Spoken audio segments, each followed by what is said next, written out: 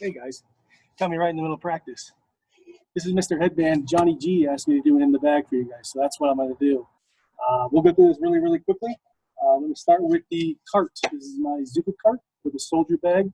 What's nice about this is it gives you plenty of storage, it's extra discs, towels, jackets, everything goes down at the bottom. Also gives you a nice little putter pouch right here in front. Let's start with the putters. The putting putter is a PA2 300 soft.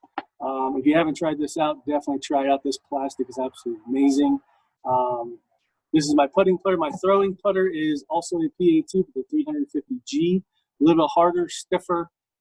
Just a really, really nice grippy putter. It used to be my putting putter, and then that came out, and I switched to it pretty quickly. My mids. I carry two regular buzzes. This one's a little bit more overstable. Good little finish to the left. Pretty straight though. This one's dead straight. This one actually was dug out of the lake by Colin, so I appreciate that. It's always great to have that going back in the bag. I mean, this is the straightest disc I have. I also have a Buzz SS, which I just put in the bag recently. This is really nice for things that want to finish to the right. You throw it flat, it's going to pop up, and always finish straight or finish to the right. So that's always nice to have. My favorite is my zone. If you don't have a zone, go out and get you a zone. You can forehand this, you can backhand this. It's always going to do exactly what you want it to do, which is fade really, really hard. Moving into my fairways, I'll start with my two Firebirds, two Metal Flake Firebirds, one from the 305 Cup, one from the Bang & Banjo. Both metal flakes that are really, really overstable. They're also both really, really flat. Basically, one's a backup of the other. They do exactly the same thing, which you guys know what Firebirds do. I also have a T-Bird 3 metal flake. This thing is super straight. I can get this out to about 330 to 350 with a little bit of fade at the end. Excellent disc for throwing in the woods when you need that reliable finish at the end with something that goes straight. If I was in the woods, I needed something to keep going straight, I would throw this disc. This is the CD2. I actually traded Aaron Apolloni 3 discs just to get this one disc. This is how much I love this disc. It's super flat. If you throw it straight, it's going to go straight. You throw it on a hyzer, it's going to stay on a hyzer. I mean, this is the absolute perfect driver disc that you can possibly throw. If you've never tried it, definitely try it. I recommend it. This one's kind of cool too because it has a double stamp on it, which you don't usually see those too often. If you know anything about me, obviously I'm going to have a stiletto in the bag.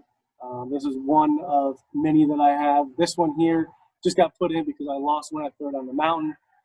This one is still super overstable, so it means it's going to pan even longer than normal, even finish up a little bit more to the right of my target, so I'm still trying to break it in.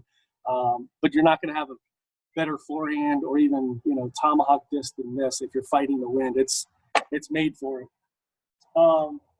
One new thing that I just recently put in the bag, this is a Pharaoh. This is from Infinite Discs. I actually saw Kelly Bodell throwing this mold, and he was throwing the I blends. This is an S blend. Pretty similar when you're talking about the plastics. What this disc is nice for, forehands go dead straight. So it's not too overstable, it's not understable, it's just going to go straight for you. It's going to go exactly where you want it. I actually like this disc so much that the next day I went out and bought 4 more of them. That's how much I liked it. So it is a speed 13, which can be a little bit more for most people, but if you're looking for a forehand disc, try it out. Another new disc I just added to the bag, this is FD2. I actually just lost a T-Bird, which this is replacing that T-Bird. But I tell you what, this C-line is super gummy, super grippy. I'm going to try to find some more stuff like this. It's really, really nice stuff. This one I just got from Eric Knapp. This is an Avenger SS. Really kind of slightly understable to a pop-up, but because it's Crystal Z, it's actually pretty stable at the end. It's going to go pretty straight. What's really cool is the Estero, I guess the logo on the front, which is obviously pretty old. No idea how old this disc really is. He had it for a really, really long time, but it's kind of cool to have something that old in the bag. I also have a Plastic Addicts Intervention. I got this from Jeff Orlowski. This one's really good for sidearms. I love it for a sidearm because it's going to turn over just a little bit and it's going to ride right back to straight. Whatever you're aiming at, that's where it's going to end up. So you can kind of let the disc do all the work. That one's not exactly what the numbers are. Also a 12-speed, but it does flip pretty easily. This one here is probably the flippiest disc I have in my bag. It's not supposed to be by numbers, but it is for me. I have to throw this almost like that on that kind of angle. It's going to pop up straight. This is actually one of the farthest throwing discs that I have, though, because it's so understable. It doesn't want to finish left at all. If it's a wide open field, I'm throwing this thing. I also have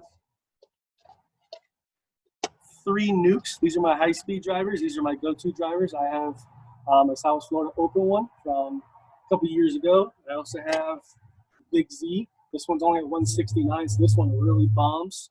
And then I have this purple one here, which tends to go pretty straight, has a little bit of flip to it. But what's nice about all nukes is they're super flat. If you know anything about me, I like to throw really, really flat discs. I also have a cloud breaker in here. A couple of different cloud breakers that I have. This one's really, really nice and flat. I got this one from Dustin Riles. He didn't like it, but I love it, and it fits my bag perfectly. So thanks. The last discs I have are destroyers. And of course, you got to have a couple destroyers. The ones that I have are super overstable. I have one from the South Florida Open, most recent one. And then I also have one that's been in the bag for a really, really long time. These 2 discs, I can get them about 320 tops. But they are super reliable. They don't fly like any other destroyer I've ever thrown. They fly almost more like stilettos. So that's why they stay in the bag. Otherwise, I would just throw my nuke. And the last thing that I have, probably the most important thing that I have, is my mini. Jim Clark actually made this for me. It's got my dog who passed away. If you're looking for a mini, he would definitely be the guy to contact. He makes all kinds of cool stuff, trophies, everything. He can put your name on the back. His laser machine does amazing things. So I don't play around without this thing. So that's my in the bag. I'm going to challenge Max Hoffman and Travis Leo. Let's see what you guys got here.